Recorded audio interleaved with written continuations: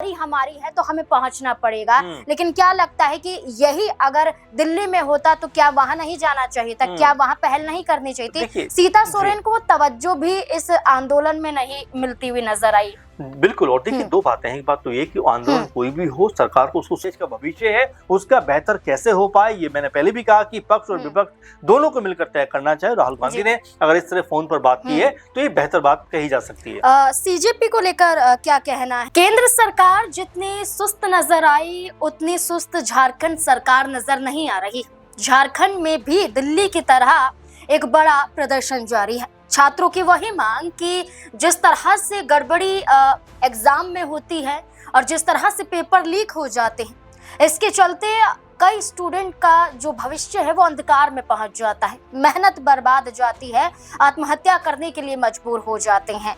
इसके बाद एक बड़ा आंदोलन अभी भी जारी है। हेमंत सरकार से कई बड़ी मांगे की जा रही हैं और इस बीच में झारखंड के मुख्यमंत्री हेमंत सोरेन राज्यपाल से भी मुलाकात करते हैं, एक प्रतिनिधिमंडल भी तैयार करते हैं और खुद झारखंड मुक्ति मोर्चा के साथ गठबंधन में कांग्रेस पार्टी है और कांग्रेस पार्टी के जो बड़े चेहरे राहुल गांधी हैं वो फोन पर छात्रों से बातचीत करते हैं और अब ये कहा जा रहा है कि जल्द से जल्द निवारण किया जाएगा, जल्द से जल्द रिजल्ट निकाला जाएगा। लेकिन इस बीच में कई ऐसे बड़े चेहरे भारतीय जनता पार्टी के हैं जो छात्रों से मुलाकात करते हैं, चाहे वो चेहरा बाबूलाल मरांडी का हो, चाहे वो चेहरा सीता सोरेन का हो, चाहे वो चेहरा बीजेपी का किसी भी नेता का क्यों ना हो। लेकिन उनकी मांग है कि झारखंड में जो हेमंत सोरेन सरकार है उसे हट जाना चाहिए, क्योंकि उन्होंने छात्रों के लिए कोई बड़ा कदम नहीं उठाया है। लेकिन सवाल वही उठ जाते हैं कि क्या केंद्र में भारतीय जनता पार्टी ने कदम उठाया है या फिर झारखंड में जब सरकार हेमंत सोरेन की नहीं थी तब क्या कोई बदलाव किया है? क्योंकि छात्र लगातार यही कहते जा रहे हैं कि साल बदल रहा है लेकिन उनके लिए कोई कार्य नहीं हो रहा है। अब इस बीच में सीजेपी है जिसके द्वारा ऐलान कर दिया जाता है कि झारखंड वो पहुंचेंगे। दूसरी तरफ जयराम महते हैं जो लगातार ये कह रहे हैं कि सरकार को बातचीत करनी चाहिए और बातचीत हो रही है। अब देखना होगा कि हल क्या निकलता है। इसी से जुड़े हुए तमाम सवाल चर्चा करेंगे। वरिष्ठ सहयोगी अमन जी हमारे साथ मौजूद हैं।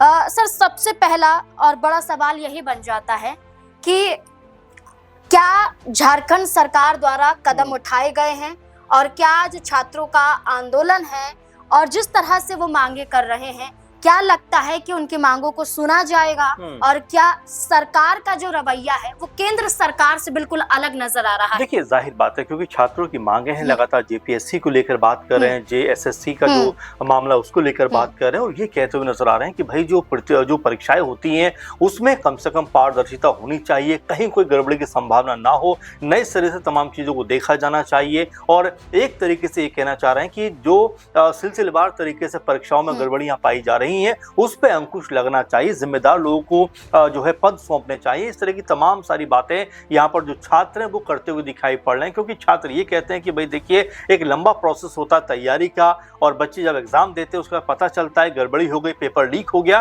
तो कहीं ना कहीं उनका मनोबल टूटता हुआ दिखाई पड़ता है। लेकिन अगर जंतर मंतर के मुकाबले अगर हम झारखंड आंदोलन की बात करें तो दोनों बेहद अलग दिखाई पड़ता है, क्योंकि यहाँ पर सरकार की तरफ से लगातार संवाद करने का प्रयास किया जा रहा है, लगातार बातचीत करने का प्रयास किया जा रहा है। हालांकि ये भी सही है कि यहाँ पर जो छात्र भूख हड़ताल करते हुए दिखाई पड़ रहे हैं, एक दो छात्रों की तबीयत भी इसमें खराब दिखाई पड़ी है, तो ऐसे में सरकार को जल्दी से कोई कदम उठाना चाहिए, उनसे बात करनी चाहिए, कम्युनिकेशन करना चाहिए, क्योंकि देखिए संवाद ही कोई तरीका हो सकता है जब उनका जो मांग है और जिस तरह से वो अपनी बातों को रखना चाहते हैं उसको सरकार को सुनना चाहिए और तुरंत उसके ऊपर एक्शन लेना चाहिए। क्योंकि आप देखेंगे जेपीएससी समेत तमाम परीक्षा ऐसी रही इस बीच जिनमें लगातार गड़बड़ियां पाई गई हैं।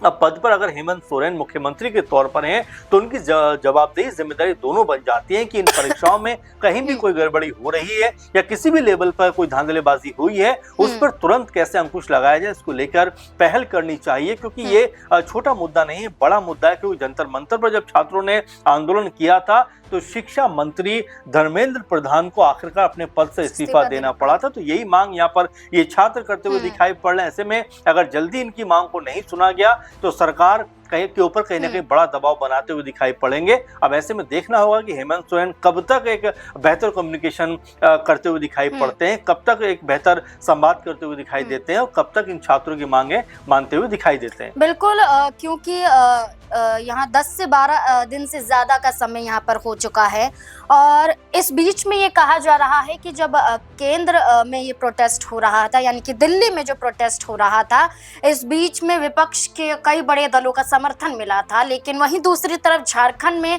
विपक्ष की सरकार है और बीजेपी लगातार हमलावर हो रही है। इसमें सर सोशल मीडिया पर पोस्ट की बात की जाए या खुद बच्चों के पास पहुंचना हो, बीजेपी के कई बड़े चेहरे सामने आते हैं। चंपई सोरेन लगातार पोस्ट कर रहे हैं, हेमंत सरकार को घेर रहे हैं।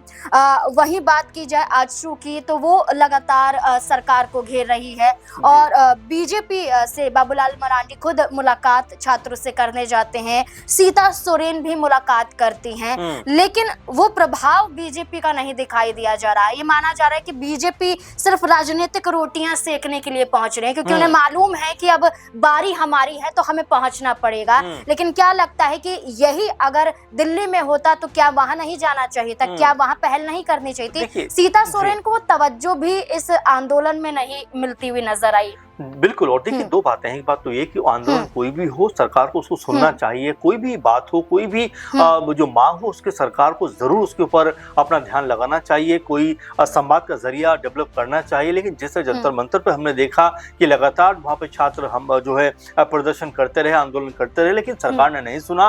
20 तारीख के बाद, जब 20 जुलाई के बाद जब ये आंदोलन उग्र हो जाता है और पुलिस के द्वारा जो लाठीचार्ज किया जाता है उसमें तमाम छात्र भी घायल होते हैं, हालांकि पुलिसकर्मियों की भी घायल होने की खबर सामने आती है, लेकिन उसके बाद में संवाद शुरू होता है। तो ये कम से कम नहीं होना चाहिए। उससे पहले अगर चीजों को निपटा लिया जाए तो बेहतर है। उसी तरह से जो झारखंड में भी देखा जा रहा है कि अगर यहाँ पर भी छात्र अगर विरोध प्रदर्शन कर रहे हैं, कोई मांग मनवाना चाहते हैं, कोई बात रखना चाहते हैं, तो सरकार को जो है तुरंत गंभीरता से इस पूरे मसले को लेना चाहिए, क्योंकि छात्र जो है 3-4 दिन से लगातार भूख हड़ताल पे हैं। आंदोलन तो पहले से चल रहा है, लेकिन अब भूख हड़ताल पर जिस तरह से यहाँ पर कई छात्र दिखाई पड़ते हैं, उसको लेकर भी अब सवाल उठ रहे हैं। क्योंकि आप देखिए कि कोई भी आंदोलन सरकार से अगर अपनी मांग के जरिए ये कहना चाहता है कि भाई इन चीजों पर काम होना चाहिए, तो सरकार को अपने आंख और कान दोनों खोलकर रखना चाहिए, आवाज को सुनना चाहिए, बातों को सुनना चाहिए, और जो मांग है वो कैसे बेहतर तरीके से उनको लागू किया जा सकता है, इसके ऊपर सरकार को ध्यान लगाना चाहिए। आपने जिक्र किया कि बीजेपी का जो रूप सामने आ रहा है, देखिए जंतर मंतर की बात करें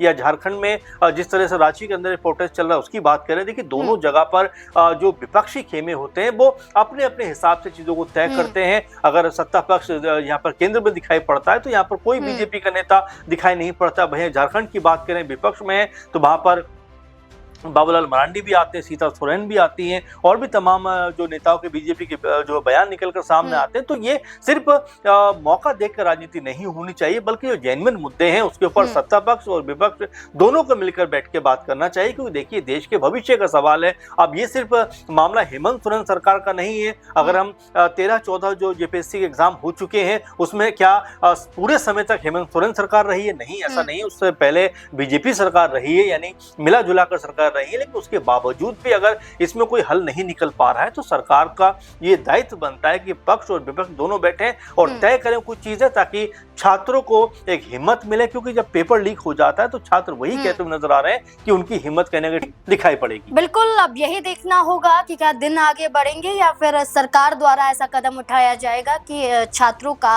आंदोलन खत्म हो सके। आपको क्या लगता है इस पूरे मुद्दे को लेकर? अपनी राय हमारे साथ जरूर साझा करें। धन्यवाद।